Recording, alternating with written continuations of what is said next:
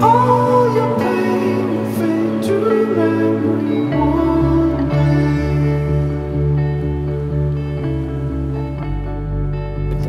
Ja, hej och välkomna till ett nytt avsnitt av Fox Range TV. Idag är vi uppe på Söröja och jag ska fiska med min goda vän Alex. Trevligt. Du jobbar ju som guide där uppe nu. Precis. Delägare i Camp Halibut. Precis. Nu har du lurat ut mig på... Vi ska spinnfiska. Ja. Med gäddprylar. Så vi kommer köra lite våra vanliga gädd- och spinnmetoder på hälleflundra. Det blir spännande. Lite... Se vad grejerna pallar. Det är ju typ som gäddfiske fast vi kör lite tyngre skallar på jiggarna helt enkelt. Förhoppningsvis så krokar vi inte någon stor heller. Förhoppningsvis så krokar vi en stor men inte för stor. Nej, precis. Målet är väl lite mindre fisk och bara lite lattjo-fiske helt enkelt. Kul fiske, de är ju jävligt starka. Ja, visst. Det är kul. Vi kommer ju köra våra gäddspön, våra big bait, både i Prism X och i Terminator. Det är ju bara kralligaste spön helt enkelt. Förhoppningsvis är de up to the job. Det är 200 gram spön så att det är schysst att man kan köra 80 eller en 150 gram skalle och en jigg liksom. Och det kommer att lira. Så vanliga gäddspön kör vi. Och vanliga gäddmultirullar.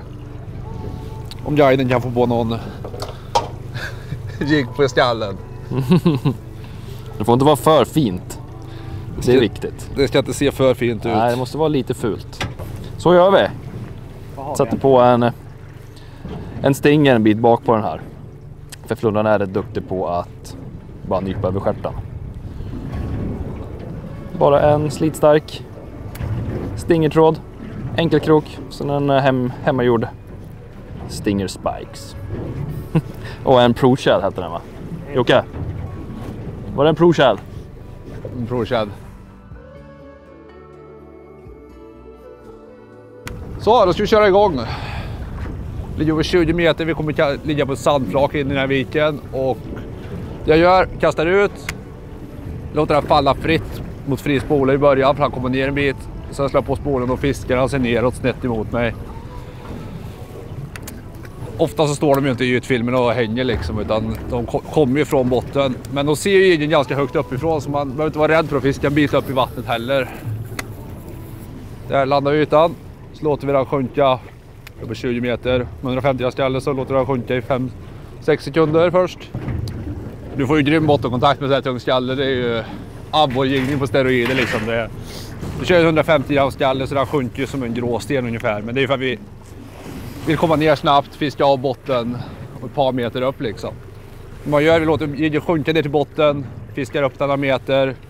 Ofta så får man ju fisk som kommer efter och nyper den liksom, när man vevar upp den från botten. Men du kan ju givetvis hugga på droppet också. Det är lite annorlunda mot vanlig klassisk havsfisk när man bara ligger och smyger över botten. Vi fiskar sig uppåt. Så nu fiskar vi liksom mer längs med botten. Det var jävligt bra metod till hälleflundra. Vad säger du, Alex? Ja, det här tror jag på.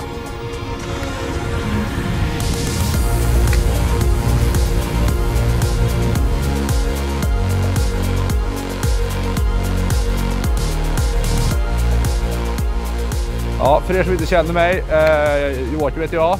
Precis som han eminente kameraman. Jag jobbar också för Fox. Jag har en lite annan roll än honom. Jag jobbar mot butikerna och ser till så det finns Fox-prylar som ni kan handla när ni kommer in i butikerna runt om i Sverige. Det är lite vad jag håller på med. Jag gillar att fiska allt. Det är det som är mitt problem. Jag har inte lika mycket tid nu som jag har när man går i gymnasiet. Då kan man fiska hela tiden. Så det är lite tråkigt som man inte hinner fiska så mycket. Men ibland får man åka iväg om man tar semester. Då passar vi på att ta med Jocke idag. Så han också får se hur jäkla grymt det är uppe i Nordnorge. Det är ju fantastiskt. Så vi ser om vi inte kan lyckas få någon hälleflundra också. Vi verkar vara jävligt dåliga på att spinna flundra du och jag. Kommer. När som helst nu. Ja. Ja, jag heter Alex. Vad ska jag säga? Född och fostrad i sötvattensfiske egentligen. Så mycket gädda och gös och karpar och diverse. Men sedan 2019 då så har jag varit här uppe med Daniel Eriksson som drog igång det här 2017. Ja, vi håller till på Söröja då uppe i norra Norge. Campen heter Camp Halibut, så det är väl främst flundra vi har snöat in på. Men sen såklart, man är ju lite av artfiskare så det blir mycket rödspätta och kungsfisk och torsk och sej. Det finns ju lite olika typer av spots, så här är det Sandviken. Det är ju jävligt nice. Just det här är anslutning till ett strömsatssund också, så det känns som en jävligt naturlig plats för dem att komma in och lägga sig här. Ja, när de visst. inte jagar ute i strömmen. Är ju lite av en storfiskhak också. Kanten ut mot det lite djupare vattnet. Både du och jag är ju storfiskjägare så att det känns ju lite fel ändå det här. Här har vi något. Sådär ja. Alltså, ja. Svårare än så är det inte. Ja, lite.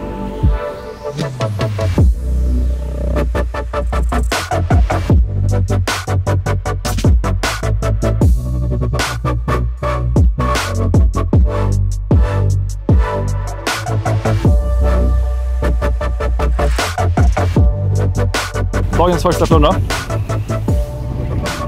Större blir de, men de är väldigt fina.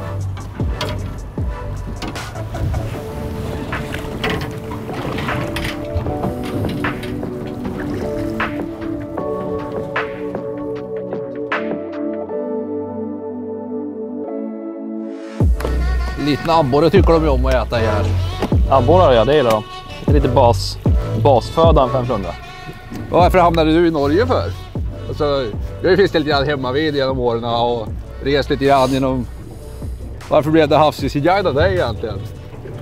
Du fiskar ju mycket, gärna allt egentligen. Känns som du är väldigt mångsidig i fiske. Ja, mycket arter. Jag gillar att fiska olika arter. Men det var ju det där med arbete. Jag hade ju också ett jobb så att då fick man fiska innan jobbet och fiska efter jobbet. Och sen bara helger. Och det finns ju inte så många jobb egentligen om man då ska kunna fiska. Riktigt mycket. I alla fall halva veckorna. Ja. Eller var i alla fall ute på sjön. Och så var det lite nytt. Det är alltid kul att lära sig nya saker så att jag har också varit i Norge väldigt många år, men det blir ju inte samma. Man är i Norge 1-2 veckor per år så Man lär sig ju inte liksom, man kan ju börja få ny som idéer och sådär, men man hinner ju inte testa allt man vill riktigt heller. nej, precis. Man har inte råd att lägga en vecka på korkade grejer och blanka. Den tiden har man ju nu. Ja, ja.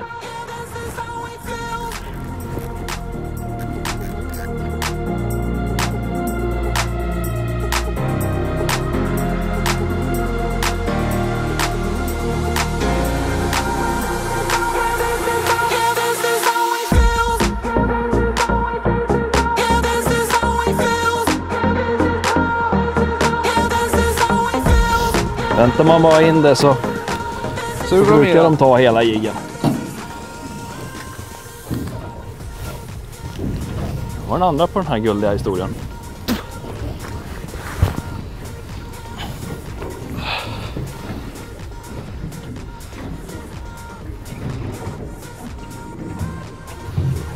Bara steppa upp här. Bara steppa upp. Ja.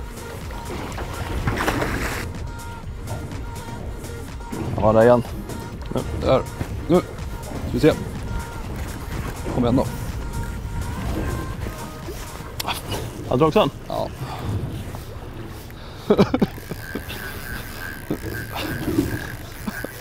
Spel mot ett mål.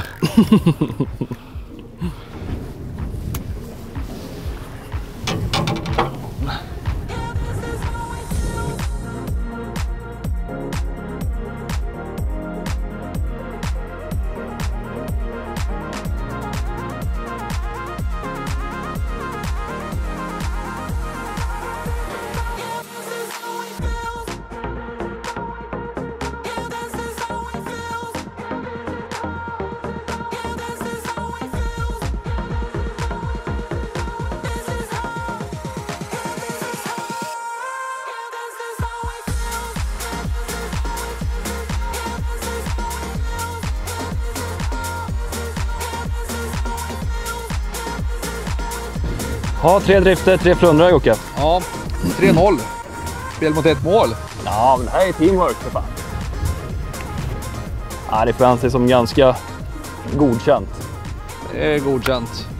Tanke på hur fisket det varit också för er sista tiden. Ja, Jag det var har lite varit... orolig vad jag skulle åka upp och sen så har det varit trögt för er sista Ja. veckorna. Ja, de har varit väldigt off faktiskt, flundrorna.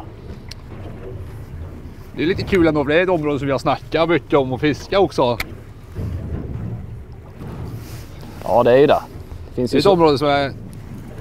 otroligt mycket ställen. Det gör det. Det är sådana ställen... Man har snackat på det i 2 år nu. Ja. Sen innan covid till och med faktiskt. Vi började snacka bara att vi skulle köra här.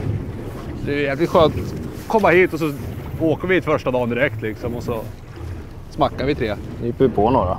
Vad sa du? Så nyper vi på mot några direkt. Ja. Det ligger några större här och lurar också, det är jag helt övertygad om. Ja, det känns ju som ett sånt ställe som det kan mycket väl ligga några fina fiskar och trycka. Just att det är nära till djupt vatten. Alltihopa liksom, så känns det ju som att kan ju absolut komma in en stor fisk och lägga sig på kanten här. Ja, oja. En hel del småtorsk och småsej och väldigt mycket tobis har vi sett också, så att... Ja, det känns lovande. Det känns jäkligt lovande, för det är ju ingenting som ni har varit bortskämda med tobis på sista tiden heller. Nej, det har varit... Svårt att hitta. Det är ju väldigt bra betesfisk alltså, tobis. Ja, De tycker om det. Kan locka in lite flundror. Ja. Sen är det där man står och spinnfiskar så här, då får man ju mycket småfisk. Det är en effektiv metod. Ja, verkligen. Man täcker ju mer vatten än det traditionella, bara bottenknacket liksom. Ja. Ska jag vara helt ärlig så är det mycket skönare att spinnfiska flundrar med sådana här Multi än än med hasper. Mer känsla i det. Ja, verkligen. Det är lite som till spettan liksom. Det är också Ja. där liksom. Man har mer tumkänslan. Ja, precis. Lite som en blandning på gädda och abborrespinn egentligen. Ja, Har rätt mycket bottenkontakt. Inte fel att gå ner och studsa lite. precis. Vad säger guiden då? Det är ju du som är experten. På vad menar du? Ja, hur gör vi för att få flundra nu? Är det inte nappar? Jag hade precis ett napp. Det var fler kast sen. Ja, det är sant. Knepet är att kroka dem också. Gör som guiden, kroka dem. Inte sådana där slöa säljare som missar alla. Jocke Erstlich, han är jätteglad. I en blåval får det plats idag. Ännu flera stora långburkar, ja.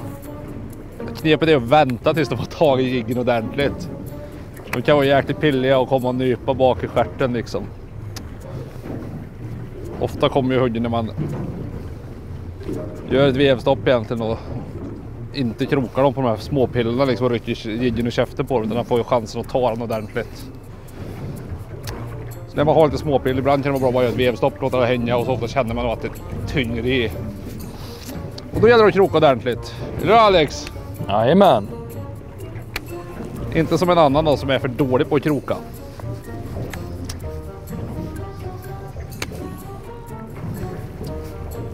Det är inte så svårt egentligen. Man kan inte bara ta sitt vanliga standardhjälpsspö för att åka upp hit och spinna flundra egentligen. Som är jiggar på mellan 18 och 25 centimeter. Köp några tunga jiggskallar och sen så är det bara rock'n'roll. Det är ju fantastiskt häftig natur här uppe också, så det rekommenderas varmt. Det enda du behöver det är du lyfter guiden igen såklart. Aj! Ja. Krokar ju för dåligt. Ja, man var på att peta några gånger där. Ja. Hade den på förra driften också. Nej, själva fisket är ju inte svårt heller egentligen.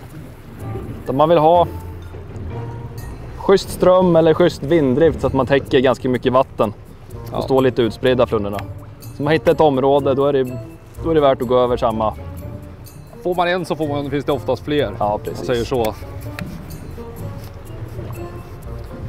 Sen är det ju som med alla fiskar, de har ju sina perioder. Och på Det är flundran i havet så blir det ju väldigt mycket tidvattenstyrt. Så man har mest ström i sjön då, så då de passar på att jaga. Ja, Men det går ju alltid att fånga flundror. så är det ju. Gillar ditt koncept alltså. Va? Står och stor här. Spelar ingen roll om vi står still. Det står och stor här. Det är inte så liten den där va? Ah, han är inte... Det var ingen mustig rusning han bjöd på direkt. Spotta ut något.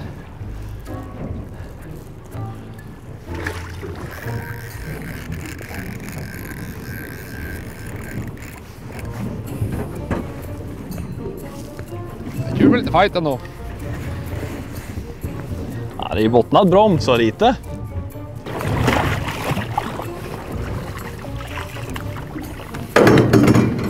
Oj. Ja, vi bränner mycket fisk. Även mycket småfisk i farten också så att... Det är väl det. Men rätt vad det är. Vet vad det är. 5 landade flundror och... 47 missade. Nej, men 25 har vi väl bränt bort i alla fall.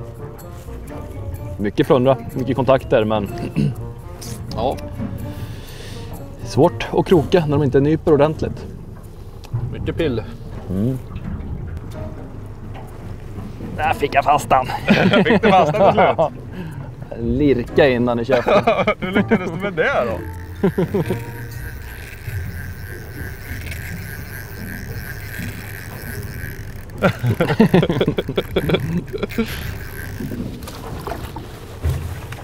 Låt den bara hänga där. Vad sa du? Låt den hänga i vattnet. Hänger i vattnet. Sådär.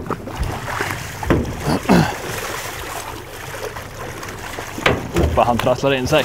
Ja.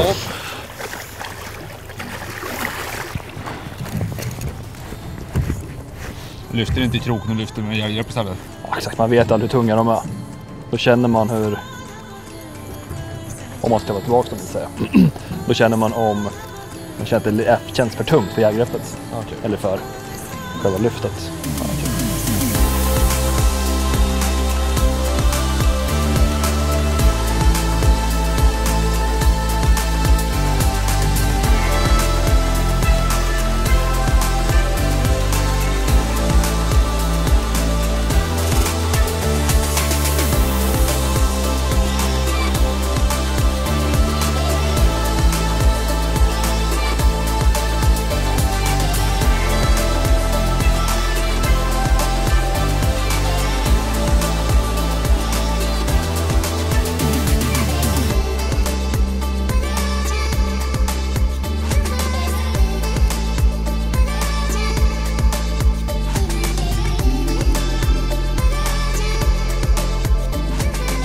Ja, dag 2. Vart har vi tagit vägen idag och varför? Idag stack vi åt helt andra hållet. Stack norrut till ett klassiskt, väldigt klassiskt ställe på Söröja just. Ett stort område, bara ett sandområde som håller väldigt mycket flundra. Förhoppningsvis. Vi fortsätter väl på samma melodi. Kast med edspön. Coolt. Kör vi. Ja, vad säger du om gårdagen, Jocke? Ja, det var jäkligt picky var de. Ja, det var klurigt. Mycket nafs alltså. De nöp i jiggen men de ville inte ha den. Så du... Väldigt mycket kontakter. Även för spinnfiske så var det väldigt mycket kontakter och väldigt få landade fiskar ska jag säga. Ja. Men det var ju, vi såg ju dem också ända upp till båten hur de höll på att dalta med beten och tog bara padden. Ett par, tre gånger och sen for de ner till botten igen. Så, att, Ja.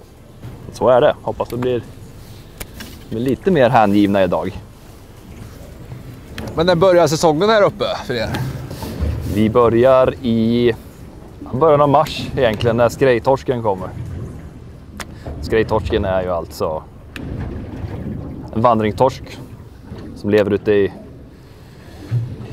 norra ishavet som vandrar ner hit till norska kusten och leker framåt vårkanten. Så då kommer det otroliga mängder torsk.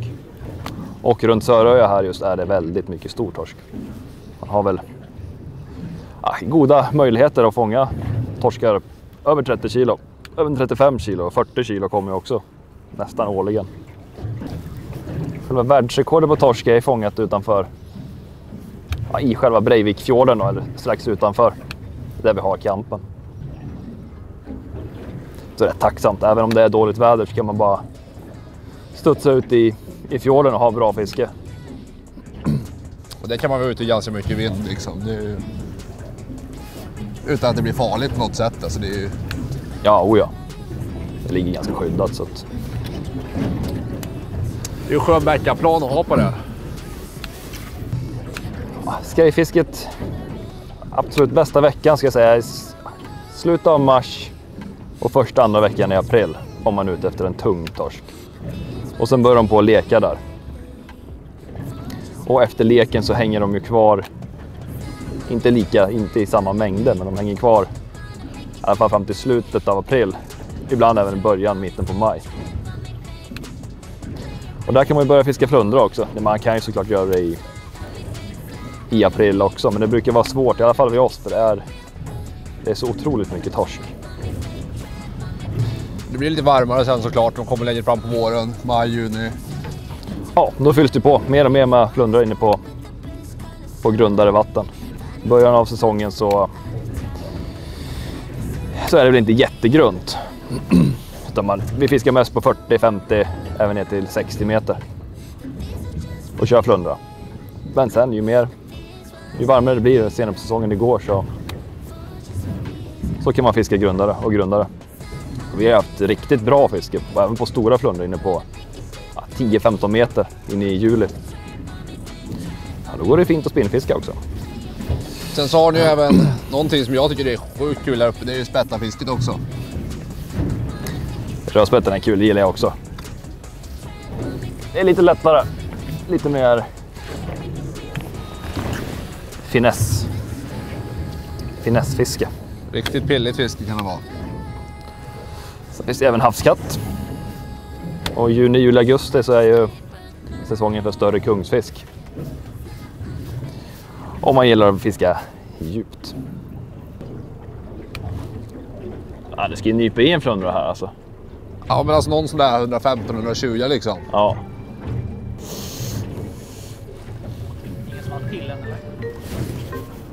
Hittar du den? Gött.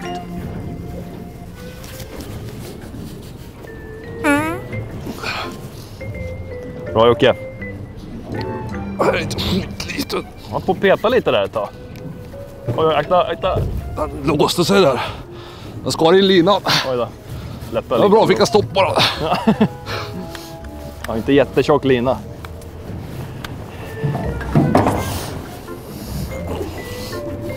Den är inte stor. Det är dagens. Bara upp på huvudet. Lina.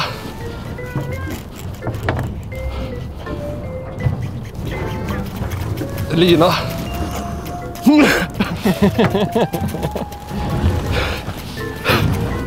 Fuck! Nej. Ja, fan Jocke. Skar in på det. Vilken jävla Kalle Anka.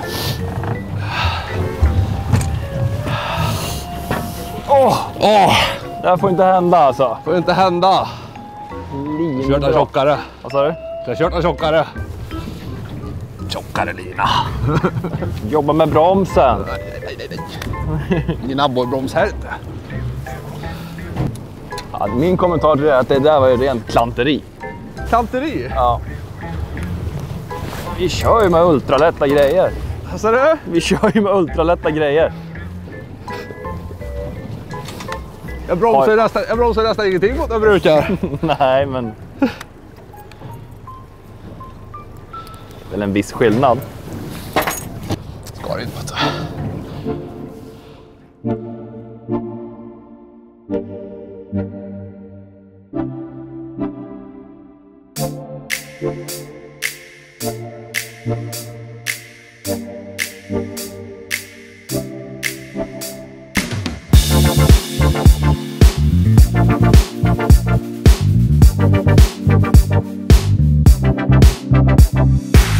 Sådär, dagens första flundra. Tog på en Pro Shad. Eller en 12 kilos kanske.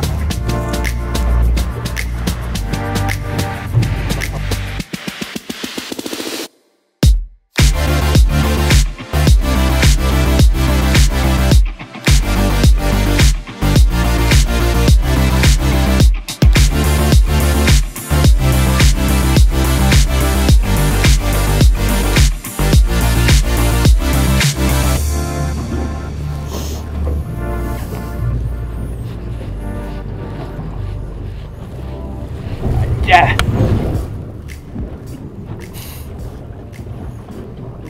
Håller du på att krångla med bromsen för?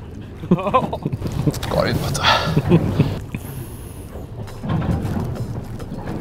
Jajamän! Oh, vilket knyck!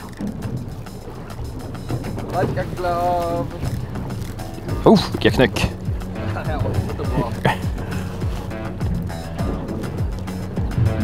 Vad gör han?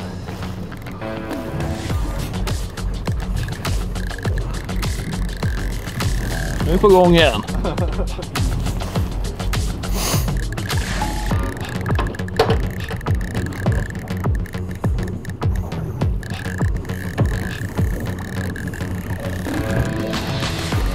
Han är nog störst hittills, har jag hört. Ja, liten. Han är nog störst hittills, tror jag.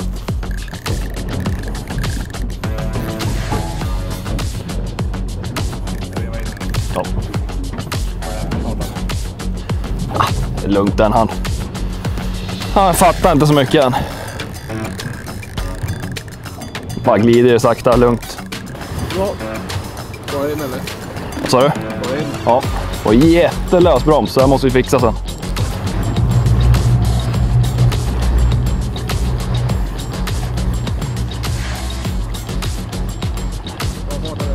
Ja. Det här blir bra. Se vart vi har han.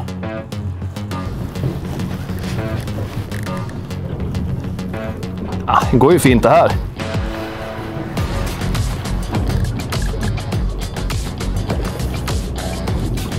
Ger du lite back uppåt på honom igen, Jocke? Ja. Fan, ska man hålla grejerna då? Ja, det här funkar i alla fall. Det blir bra det där. Sätter du fast kroken så är du redo på att hålla. Och så igenom. Snyggt.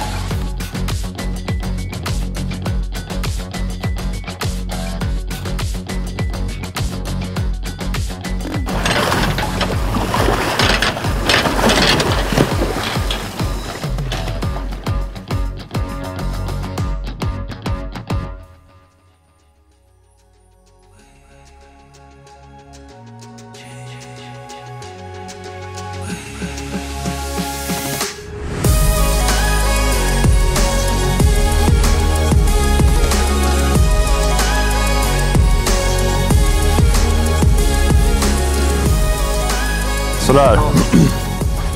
Då har vi lyft upp han i slingen. Och hällefrundor har väldigt känslig ovansida. Så själva brunsidan på frundan är mycket känsligare än vad vitsidan är.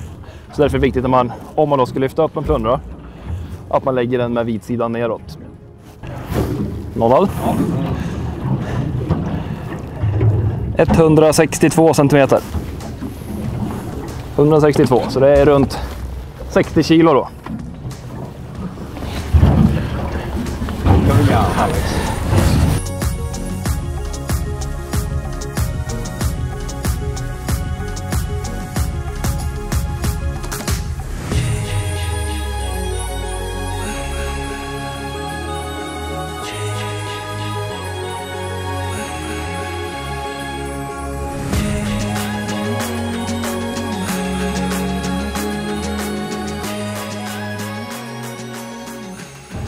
Ja, kul. Snyggt.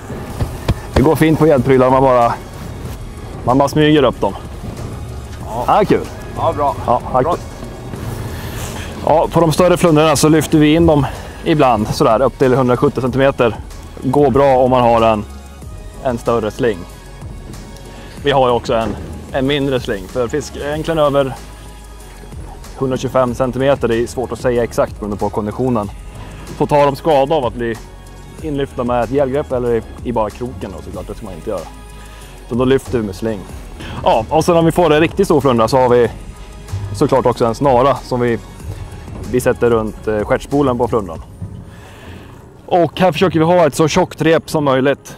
Det är bara för att det inte ska dras åt runt själva stjärtspolen och spänna åt runt brunsidan. För brunsidan är väldigt känslig. Utan där försöker man ha så mycket luft som möjligt. Så en stor snara är bäst med ganska tjockt rep. för att skona fisken så mycket som möjligt. Men ja, summa summarum är att ta inte upp fisk om man inte är van att hantera det.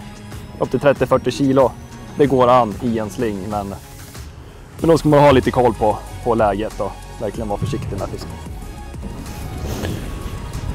Satte sig väl ytligt. Ja. Det var ju klockrent mothugg. Ja. Det har så alltså det går så jävla troll i grejerna alltså. Snart vänder det. Vad sa du? Snart vänder det. Ja, fan snart händer att jag får med en in alltså.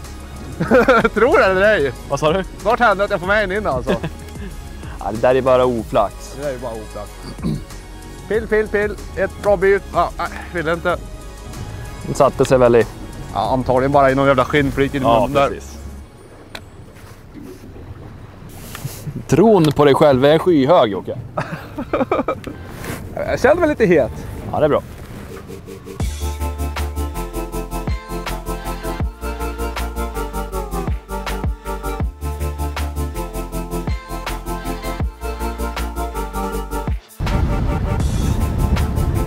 Det tog stopp. Helvete när jag krokar han. Hur är det?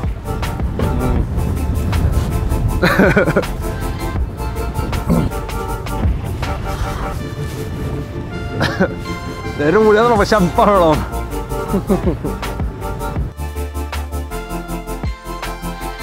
Kommer han? Ser du han? Jajamän. Ja, lägger i friläge här och kommer.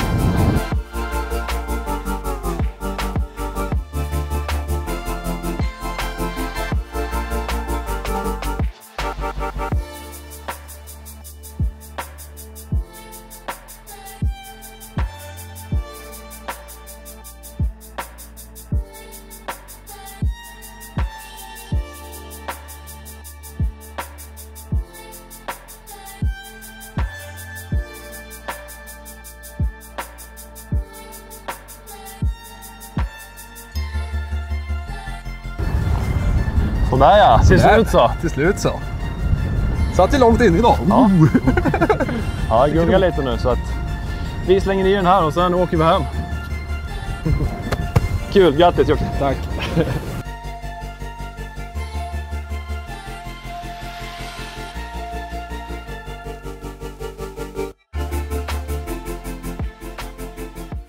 Ja, 10 flundror.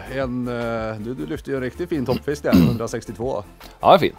Min största på spinn faktiskt. Så att... Ja, du har inte spinnfiskat så mycket så att... Nej, har jag inte. Men det är kul. Ett pers. 150 alltid 150. Räknas alltid. Ja, det var kul. Det var väl lite målet också. Vi trodde ändå att vi skulle lyfta 150. Ja, det var ju... Man kan inte bara åka och hämta 150 liksom. Nej, det inte låter på. ju jävligt malligt liksom, men på hösten här så har man bra chans på 150 och så är det ju faktiskt. Och det är bra timing då. Det börjar komma igång höstfiske känns det som. Ja, nu blir det bättre och bättre. Så att... Det blir det. Så att det var lite oroligt innan liksom, att det var en trög period och det har varit varmt länge i vattnet. Och... Men nu kommer höstvädret lite grann och det... Nej, så. Fisket är ju svårt ibland, men det går ju alltid ändå. Hösten är ju ofta riktigt bra på flundra alltså.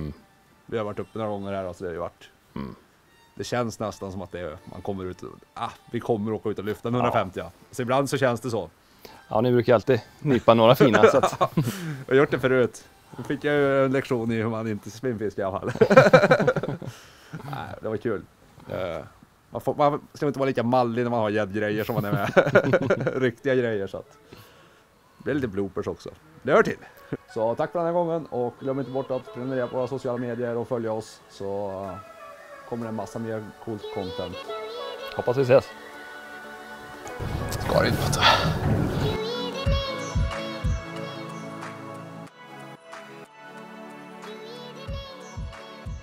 Tjena, mitt namn är Daniel och jag driver ihop med Alex som ni har sett i resten av filmen Camp Halibut här.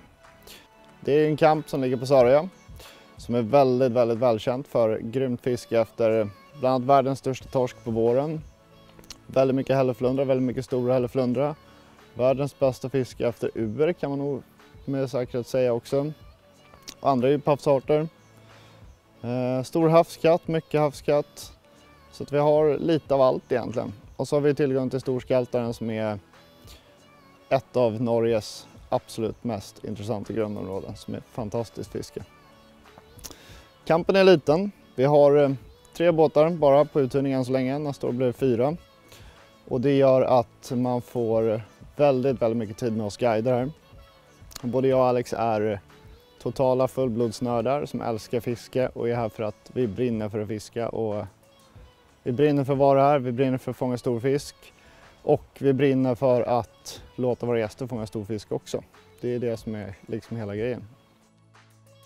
Våra mest populära båtar är GMI 730 Big Fish.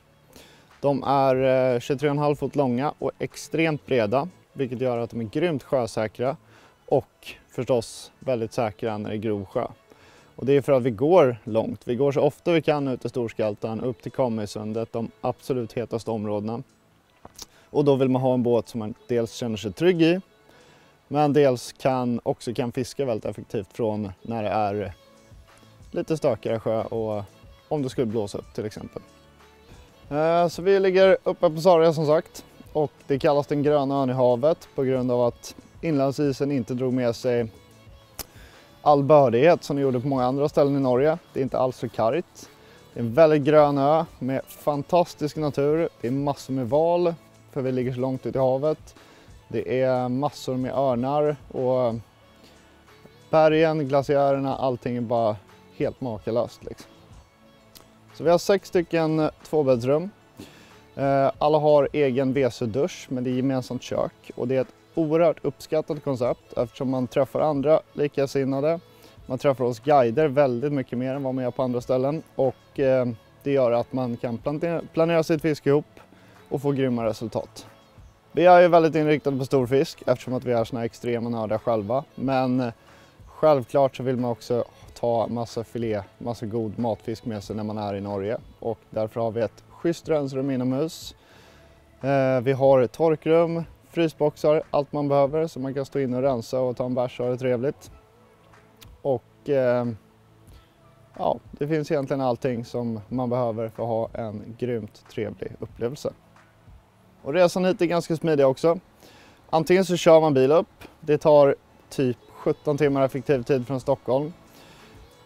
Med några stopp då förstås är att rekommendera. Annars så kan man flyga och det tar typ 6 timmar från Stockholm, 4 timmar från Oslo. Så de flesta som åker från Göteborg brukar ta bilen till Oslo och flyga upp därifrån. Man tar en kort färja ut i ön. Den går 3 gånger om dagen och är inställd typ 3 gånger om året. Så att det går ruggigt smidigt.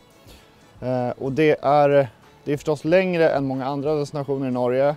Men det finns en anledning till att vi har hamnat här uppe. Det finns en anledning till att fisket på Sarja bara ökar. Sportfisketurismen ökar nog fruktansvärt här uppe. Och det är för att det är hit upp man ska åka. Man ska inte spendera sin semester längre söderut. Det är hit man ska.